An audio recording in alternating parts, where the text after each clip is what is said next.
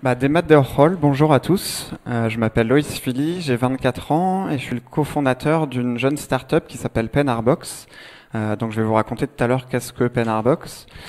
En fait, je vais vous parler du coup de deux leviers pour nous qui ont été extrêmement importants, qui sont le capital sympathie et le bonheur, et qui ont généré en fait de la croissance. Donc je vais vous raconter un certain nombre de leviers, de cas véritablement précis qu'on a nous appliqués et que vous pouvez potentiellement vous en servir, vous en inspirer. Donc pour la petite histoire, en fait, Penarbox est né en 2012 lors de séjours un petit peu compliqués qu'on a eu avec mon associé Julien à l'étranger. Donc on est partis en fait tous les deux loin de nos terres bretonnes pendant un an. Donc moi je suis parti à Cardiff au Pays de Galles faire un bachelor dans le marketing pendant que Julien s'envolait vers Miami en année de césure. Et puis là-bas, notre terrible problème en fait, c'était le manque cruel de produits bretons. Donc on se réveillait en fait la nuit en sursaut, pris de sueur froide, des tremblements, des rougeurs, c'était vraiment atroce. En fait, la cause c'était qu'on était en manque de pâté ENAF et de caramel au beurre salé, et de crêpes et de cidre, etc. Donc en fait, la seule solution à l'époque qu'on a trouvée pour survivre en fait loin de nos terres bretonnes, c'était de recevoir des cartons remplis de produits bretons, donc avec nos parents. Et donc c'est au retour de cette expérience relativement traumatisante mais très enrichissante au final qu'on a eu l'idée avec Julien de créer Penarbox. Et donc aujourd'hui notre mission c'est de propulser du bonheur à l'ensemble des Bretons et des Terriens du monde avec des produits bretons. Donc c'est une bien belle mission. Donc rapidement, en fait, notre business model réside en trois axes. Donc le premier, c'est un système d'abonnement, en fait. Donc l'idée, c'est de recevoir à son domicile tous les mois une box de produits bretons. Donc on a deux typologies d'abonnement, en fait. Une qui est plus à destination des expatriés bretons. Donc c'est un peu notre kit de survie. C'est la box qu'on aurait rêvé d'avoir avec Julien quand on est parti à l'étranger. Donc c'est l'image que vous pouvez voir à l'écran avec 10 produits phares bretons, en fait, estampillés pour l'ensemble produits en Bretagne. Et on a une autre box qui s'appelle la Plige Box, Plige qui vient du breton, qui veut dire plige à dur. Et cette box en fait change tous les mois et elle est composée de 6 produits issus de petits artisans de la région Bretagne. Donc des produits plutôt surprenants, innovants, qu'on retrouve en fait pas en grande surface. Deuxième levier dans notre business model, c'est une partie e-shop où là on référence en fait l'ensemble des produits déjà parus dans nos box. Donc là l'idée en fait c'est de provoquer le réachat une fois la box reçue. Et on développe depuis quelques semaines une activité B2B où on propose en fait aux PME, ETI, bretonnes ou non, des cadeaux d'affaires clients, collaborateurs pour notamment les fêtes de fin d'année ou des occasions particulières. Donc on s'est lancé avec Julien en septembre 2015, donc il y a maintenant 19 mois, et en fait on est arrivé sur un marché des box par abonnement qui arrivait totalement à saturation. Il y a énormément en fait d'acteurs dans les box par abonnement, que ce soit dans la food, dans les bières, dans l'alcool, dans le cosmétique, etc. Donc il fallait véritablement qu'on trouve des leviers pour se différencier et puis en fait pour pousser rapidement en fait au bouche à oreille et en fait augmenter notre capital sympathie. Donc on a travaillé sur deux principaux axes. Le premier étant la création d'une expérience unique qu'on peut apporter à l'ensemble de nos consommateurs. Ça, c'est quelque chose qui est vraiment extrêmement important pour nous. Et tout cet axe d'expérience, en fait, on reçoit pas simplement une box, en fait. On ne vend pas de produits bretons, mais on vend véritablement du bonheur. Donc ça, c'est le premier axe. Et le second axe que je vais vous raconter un petit peu tout à l'heure plus en détail, c'est toute la partie création de la marque Penarbox. Donc dans toute la partie expérience, la première chose qu'on a voulu trouver en fait c'est des véritables égéries, des ambassadeurs, des influenceurs. Donc on a décidé en fait de collaborer avec des grands chefs bretons. Donc on les appelle nos Pénard chefs. Donc tous les 6 mois, on change régulièrement de chef en fait. L'idée en fait c'est que ces grands chefs cuisinent avec les produits de la box pour ajouter encore une fois une expérience supplémentaire. Quand le client reçoit la box. Donc ces grands chefs bretons en fait sont régulièrement étoilés. Donc là, la personne que vous voyez à l'écran, c'est Julien Marceau qui est chef étoilé au Château de Sable à Porspoder dans le Nord Finistère. Donc toutes ces recettes, en fait, on les retrouve dans un petit magazine qui s'intitule Art Gazeten. L'objectif de ce magazine, encore une fois, c'est d'accentuer cette axe d'expérience unique qu'on veut apporter à nos consommateurs, à notre communauté. Donc dans ce magazine, on trouve, donc, comme je l'ai dit, les recettes de nos Penard Chefs, et on s'immisce aussi au cœur de la vie des artisans partenaires de Penard Box à travers leur histoire, à travers toutes les caractéristiques de leurs produits. Là encore une fois, la partie storytelling est extrêmement importante, pas nécessairement celle de notre entreprise, mais également celle des parties prenantes de l'entreprise. Donc c'est ce qu'on veut véritablement faire avec ce Gazeten. Donc c'est un véritable plongeon expérientiel, pardon. Autre axe qu'on a développé pour augmenter cette expérience, c'est un axe RSE de sustainability, où on est rentré en fait dans une démarche d'éco-design. Je ne sais pas si vous voyez bien à l'écran. Donc ça c'est notre box, et sur la box en fait vous voyez un patron à poser dessus. En fait l'idée c'est on voulait pas que la box soit bêtement jetée à la poubelle après réception. Donc on a imaginé ce patron, et donc nos clients ont la possibilité de fabriquer avec le patron de la box, avec le carton, un menhir design amplificateur de son pour smartphone. Donc en fait c'est un menhir en carton où on peut insérer le smartphone dedans et ça amplifie le son. Ça rend d'ailleurs obsolète toutes les enceintes Bluetooth qu'on peut trouver sur le marché actuellement. Donc voilà, l'idée encore à travers ce carton et cet axe économie circulaire, c'est d'apporter une expérience et de prolonger en fait entre guillemets l'expérience que peut avoir nos clients avec les produits, d'apporter en fait une durée de vie plus lointaine à notre produit. Puis parallèlement, on a également développé un axe d'arrondi solidaire sur notre site internet. Donc en fait, nos clients ont la possibilité de payer un petit peu plus cher leur box, par exemple 1 euro de plus, et cet euro sera en fait capitalisé dans un projet de développement responsable ou de développement d'un nouveau produit chez nos artisans partenaires qu'on aura en fait sélectionné en amont.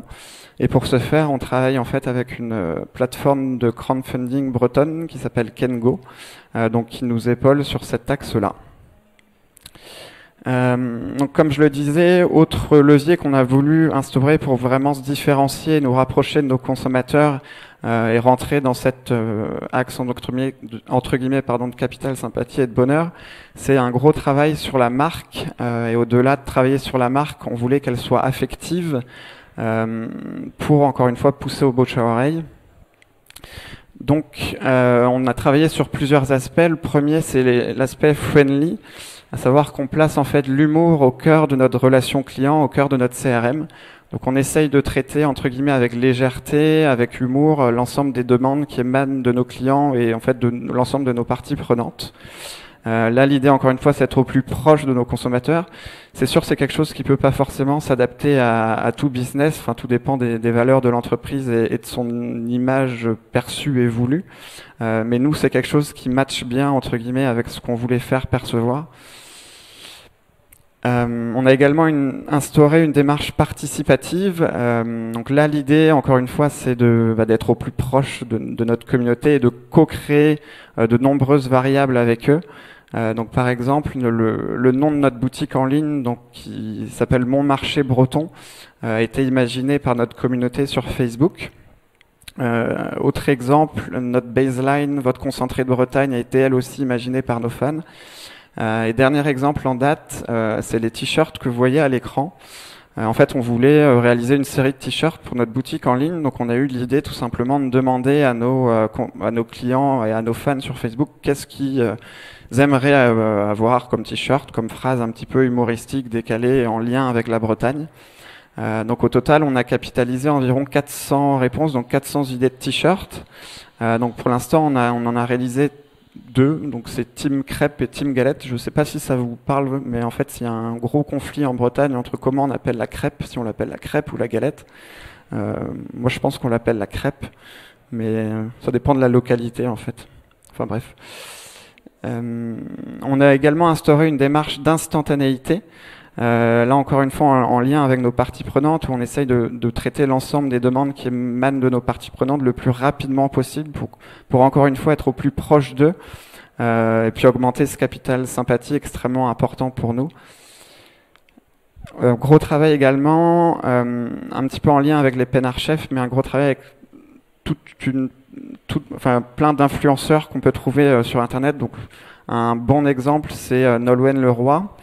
Donc, Nolwenn Leroy a eu la gentillesse d'accepter une Penarbox. Elle a eu également la gentillesse de réaliser un post sur Facebook.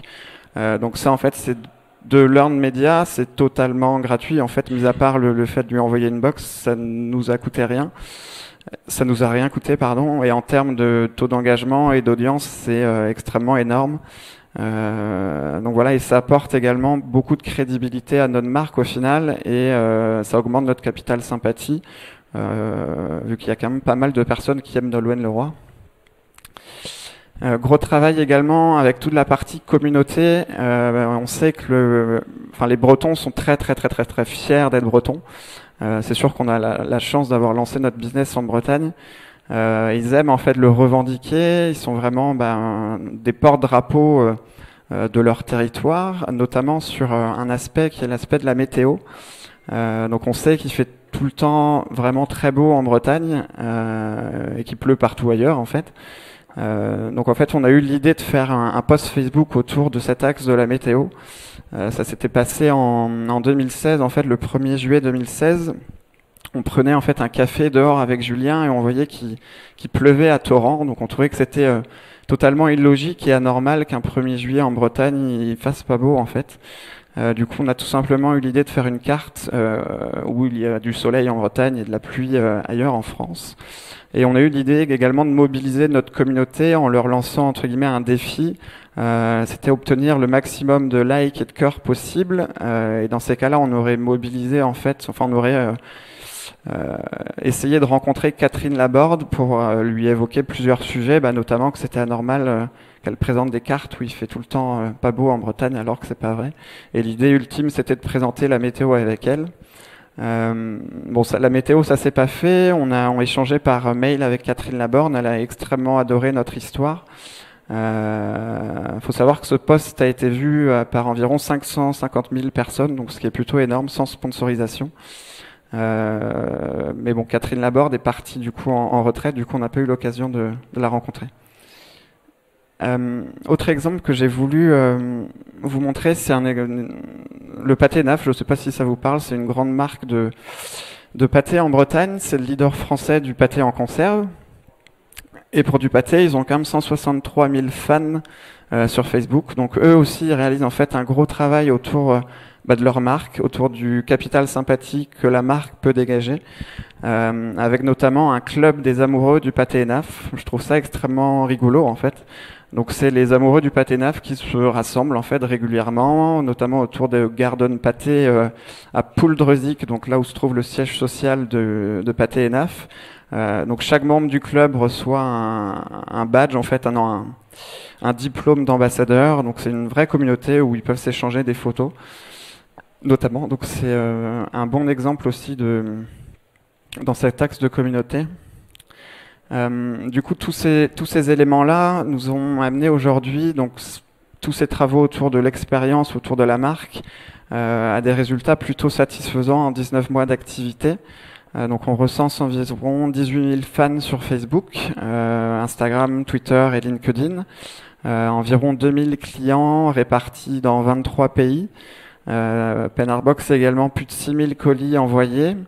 Et un gros travail aussi avec la relation presse, c'est 230 parutions médias dans des médias locaux, régionaux, nationaux. C'est également une satisfaction qui est extrêmement haute. Donc ça, c'est la métrique qu'on a sur Facebook. Donc c'est la moyenne des avis qui est de 4,7 sur 5, qui est en fait nettement supérieure à la concurrence des acteurs de box par abonnement.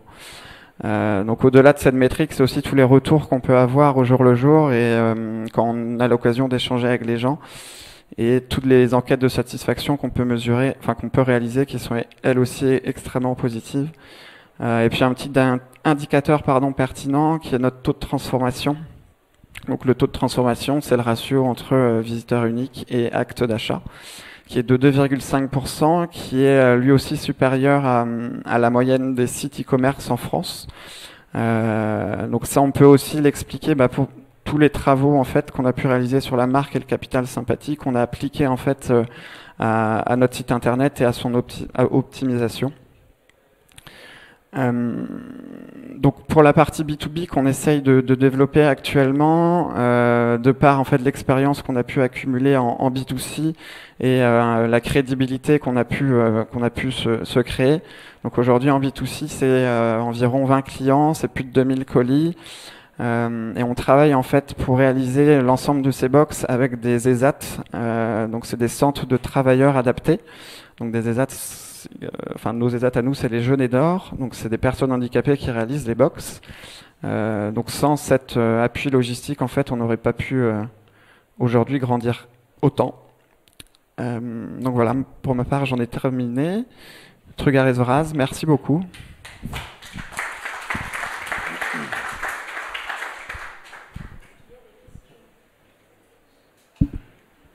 Est-ce qu'il y a des questions? Non? Merci beaucoup, Loïse. Merci.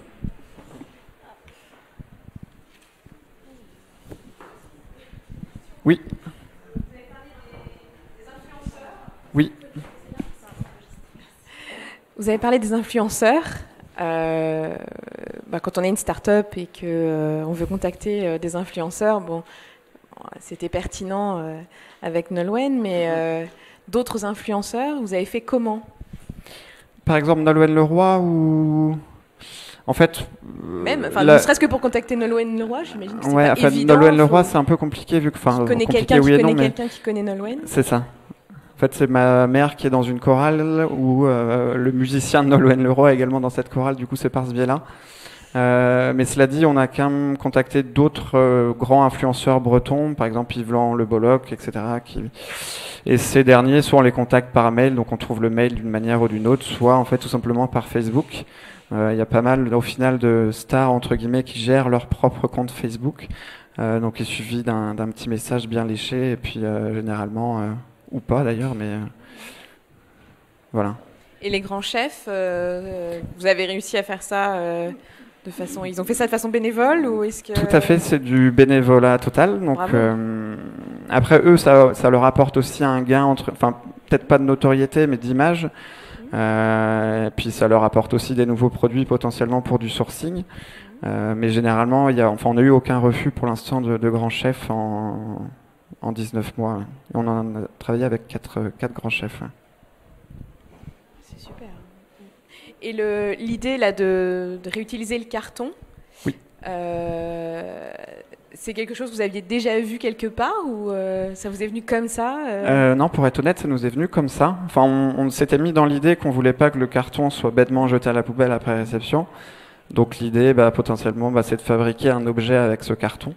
Et du coup, par la suite, on a entre guillemets potassé pour essayer de trouver un objet relativement drôle et en lien avec la Bretagne et utile. Donc voilà, le Menhir Design amplificateur de son pour smartphone est sorti de là.